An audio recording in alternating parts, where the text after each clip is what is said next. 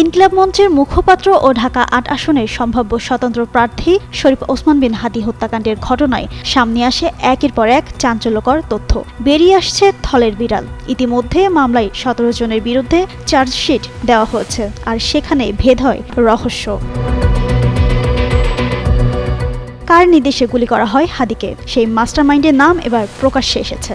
মঙ্গলবার বিকেলে Dhaka metropolitan police commissioner ডিএমপির অতিরিক্ত police commissioner Mohammad Shafiqul Islam press ব্রিফিংয়ে জানান, আওয়ামী লীগের ওয়ার্ড কাউন্সিলর তাজুল ইসলাম বাপ্পির নির্দেশে ফয়সাল করিম হাদীকে গুলি করেন।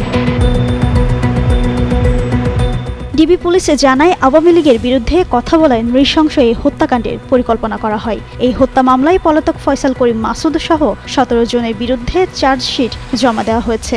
এর মধ্যে ১১ জনকে গ্রেপ্তার করা হয়েছে। বাকি ৬ জনের মধ্যে শুটার ফয়সাল, আলমগীর, বাপ্পি, ফিলিপ ও জেসমিন মুক্তি পলাতক রয়েছেন। এদিকে সামাজিক যোগাযোগ মাধ্যমে কয়েকদিন ধরে মূল আসামি ফয়সালের যে ভিডিওটা ছড়িয়ে পড়েছে সেটি সঠিক বলেও জানায় ডিবি। গেল ১২ ডিসেম্বর দুপুরে গুলিবিদ্ধ হন ওসমান হাদী। ঢাকা মেডিকেল কলেজ হাসপাতালে নেওয়া হলে সেখানে তার সার্জারি হয়। পরে পরিবারের ইচ্ছায় তাকে এভারকেয়ার হাসপাতালে ভর্তি করা হয়। এরপর গত ১৫ ডিসেম্বর উন্নত চিকিৎসার জন্য এয়ার অ্যাম্বুলেন্সে করে হাদীকে সিঙ্গাপুরে নিয়ে যাওয়া হয়। সিঙ্গাপুর জেনারেল হাসপাতালে চিকিৎসাধীন অবস্থায় ১৮ ডিসেম্বর রাত ৯:৩০টার দিকে তিনি মারা যান। পরদিন ১৯ ডিসেম্বর রাতে তার মরদেহ দেশে পৌঁছায়। ২০ ডিসেম্বর ময়নাতদন্ত শেষে জাতীয় কবি কাজী নজরুল ইসলামের কবরের পাশে তাকে দাফন করা হয়। জিন্নাত আরা ঋতু, যুগান্তর নিউজ।